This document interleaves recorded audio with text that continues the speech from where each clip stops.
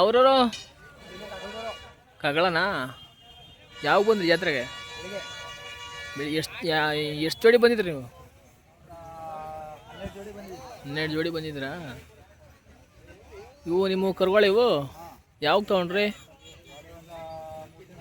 3 ತಿಂಗಳಾಯ್ತು. ಉಳಕ್ಕೆ ಹತ್ತಿದ್ದಾವ? ಇನ್ನೂ ಹಸಿಲ್ಲ.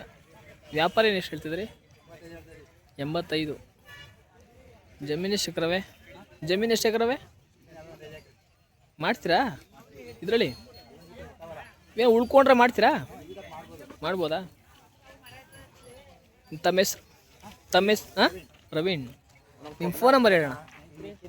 9353 167936. ಸರಿ ಅಣ್ಣ.